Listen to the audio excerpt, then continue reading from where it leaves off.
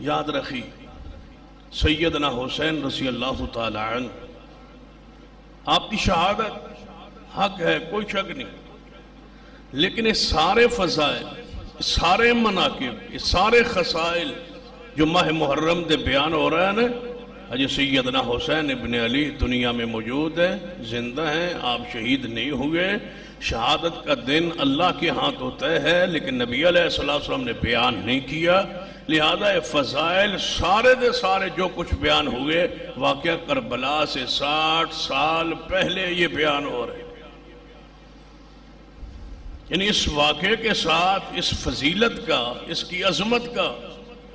یہ الگ بات ہے کہ ایک بندہ جمعے دی فضیلت اسلام میں موجود ہے، ایک بندہ جمعے والے دن فوت ہو جائے تو کی کہو گے کہ بڑا خوش نصیب سی کہ بڑے اہم دن فوت ہوئے۔ ایک بندہ جمعرات نو فوت ہو جائے، نبی علیہ السلام فرمایا اللہ اس کو عذاب قبر تو بچا لے گا، تو کی کہو گے بڑا خوش نصیب سی یار جمعرات والے دن فوت ہو۔ سیدنا ابو بکر صدیق رضی اللہ تعالیٰ عنہ دی خواہش چاہت تمنا سی کہ میری موت سوار نو ہے، اس لیے کہ نبی علیہ السلام سوار کو فوت ہوئے، یہ خواہش، یہ چاہت۔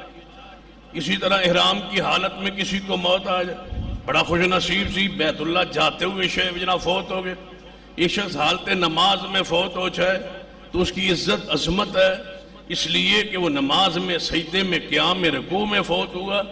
10 محرم کی فضیلت الگ موجود ہے، ثابت ہے۔ اس دن سیدنا حسین ابن علی کی شہادت ہونا یہ ہے کہ بڑے شرف ہے، عزت ہے، کہ بڑا عزت والا پاکیزہ دن ہے جس دن حسین ابن علی رضی اللہ تعالیٰ عنہ شہید ہوئے۔ لیکن آپ کی شہادت کے ساتھ اس کی فضیلت کا تعلق جوڑنا یہ نہیں ہے۔